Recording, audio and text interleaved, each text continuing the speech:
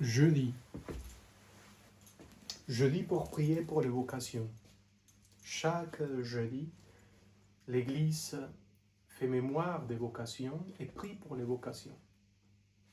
Alors que Dieu nous donne des vocations pour la vie sacerdotale, pour la vie religieuse, pour ceux qui vont être ordonnés évêques, pour ceux qui sont laïcs consacrés, des familles consacrées, des familles engagées avec l'Église et avec l'humanité, quoi. On a bien besoin. On a tous besoin des hommes et des femmes remplis de Dieu par l'oraison. Alors j'insiste, je vais vous insister. On a besoin de la prière, de l'oraison. Comme Marie. Marthe travaillait, et faisait 1000 choses d'une manière extraordinaire. Mais Marie était toujours au pied du Seigneur. Il était là. Elle était en train de lui entendre, de l'écouter, de le voir, de le regarder. Elle faisait l'accueil de notre Seigneur. Voilà. On a tous besoin de cela. Les laïcs et les religieux, les prêtres, les évêques, les papes. On a tous besoin de la prière, de l'oraison. De l'oraison comme Sainte Thérèse d'Avila nous a appris. En silence d'amour, en silence face à face avec lui. Il te regarde, toi tu peux le regarder. Il t'aime, tu l'aimes. Il te voit, tu le vois. Quelquefois c'est le silence. Quelquefois on ne dit pas une parole. On dit rien. On reste là, en silence contemplatif. Quelquefois on lui dit viens, montre-moi ton visage. Laisse-moi voir ton esprit. Montre-moi ton regard. Je vais te voir. Et on devient comme un gamin qui essaye de voir son ami, son bien-aimé, Jésus. On revient à la simplicité d'un gamin qui veut voir son ami, son copain, Jésus, son pote, comme ils vont dire. Ah oui, reviens à cela. Que ce soit pas simplement te donner la bénédiction et on y va, non. Si tu fais les psaumes, c'est magnifique. Que tu pries avec les psaumes, c'est magnifique. Mais ce n'est pas suffisant. Le silence d'amour avec lui face à face. Les paroles d'amitié dans lesquelles tu parles avec un ami, tu converses avec un ami. Et vraiment de longtemps, ce n'est pas seulement 5 minutes, 15 minutes, 10 minutes, 20 minutes, une demi-heure. Fais l'expérience. Tu parles de cela comme si c'est une théorie étrange, des êtres étranges qui font ça. Mais pourquoi tu ne le fais pas? Je n'ai pas du temps, c'est vrai? Ah bon, tu n'as pas du temps? Tu n'as jamais du temps pour lui. Mais par contre, à l'Internet, tu restes toute la journée où tu parles, tu fais 1000 choses, et tu n'as pas une demi-heure pour lui.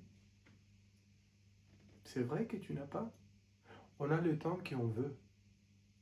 Et très souvent, c'est qu'on fait 1000 choses, on est distrait, mais on ne veut pas s'asseoir. On ne veut pas parler avec lui. On ne veut pas faire du silence. Et là, il se trouve tous les problèmes de l'humanité. Là. Exactement là. Alors, fais gaffe. Prie. Parle avec Dieu. Comme un ami. Avec Jésus. Comme un ami. Avec l'Esprit Saint. Comme un ami. Tu verras la différence. Dans ton existence, tu verras la différence. Alors, l'évangile d'aujourd'hui, justement. Matthieu 7. En ce temps-là, Jésus disait à ses disciples, demandez et on vous donnera. cherchez et vous trouverez, frappez, on vous ouvrira. En effet, quiconque demande reçoit, qui cherche trouve, à qui frappe on ouvrira.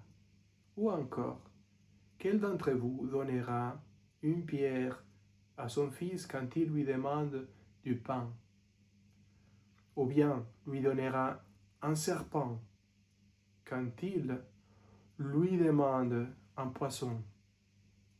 Si donc vous, qui êtes mauvais, vous savez donner des bonnes choses à vos enfants, combien plus votre Père, qui est aux cieux, donnera-t-il des bonnes choses à ceux qui lui demandent?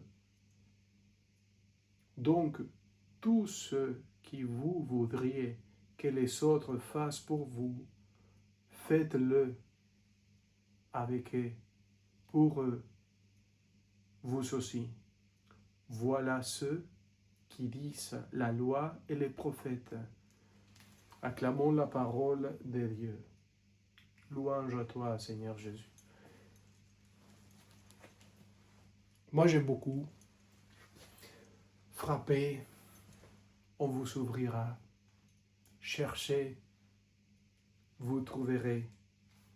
Demandez, on vous donnera. Voilà la prière. Voilà l'oraison. Vous savez, un trésor caché, une perle précieuse, dans la profondeur de votre cœur, dans les profondeurs de votre être. Il est un château intérieur, un palais, on va dire notre cher Jean de la Croix. Vous savez, un palais intérieur, un château intérieur, on va dire Sainte Thérèse. Le jardin de l'Éden se trouve dedans. Les jardins cachés se trouvent dans vos cœurs. Rentrez dans vos profondeurs. Et il faut lui dire, je viens pour que tu me montres ton visage. Je vais te regarder. Je vais voir ta présence. Je vais expérimenter que tu es dans mon cœur. Je vais te voir. Je vais expérimenter la présence du Christ. Je vais me rendre compte qu'il est vivant, que toi, tu es vivant. Montre-moi ton visage. Montre-moi ta présence. Laisse-moi voir. Laisse-moi expérimenter ton cœur qui bat, qui commence à battre dans mon cœur. Je vais expérimenter cela. Je vais trouver les trésors. Moi, je vais trouver la source qui va monter jusqu'à la vie éternelle, que c'est toi, de laquelle tu as parlé à la Samaritaine. Je vais te voir, montre-moi. Laisse-moi voir. Je t'assure, il va te montrer son visage. Tu vas tomber de joie, d'émotion. Il est là. Et garde précieusement les dernières paroles de l'évangile d'aujourd'hui. Parce que tous les problèmes de l'humanité se trouvent parce qu'on a oublié cela. Tout cela, on l'a oublié. Et c'est à cause de ça qu'on voit mal dans l'humanité. Tout cela, tout ce que vous voudriez que les autres fassent pour vous, faites-le pour eux, vous aussi. Voilà ce que dit la loi et les prophètes.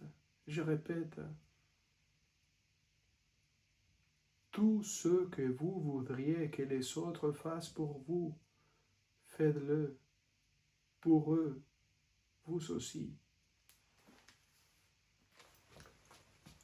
Rappelez-vous, quand vous étiez dans la détresse, et les autres sont pensés à vous, et vous ont tendu la main. Souvenez-vous bien quand vous étiez migrant, et quand quelqu'un vous a reçu. Souvenez-vous quand vous étiez ou quand votre famille avait faim et quelqu'un leur a donné à manger. Faites la même chose. Souvenez-vous quand vous étiez reçus. Souvenez-vous quand les autres qui sont venus chez vous ont respecté votre culture, votre manière d'agir. Faites le même quand vous arrivez chez l'autre, à la maison de l'autre. La même chose qu'on aimerait bien que les autres fassent pour nous, il faut le faire avec eux. Toute l'histoire de la guerre, de la destruction de la planète, se trouve parce qu'on a oublié cela. Combien on aimera d'être aimé, que la même chose qu'on aimera soit celui qui en reçoit des autres et qui en fasse avec les autres.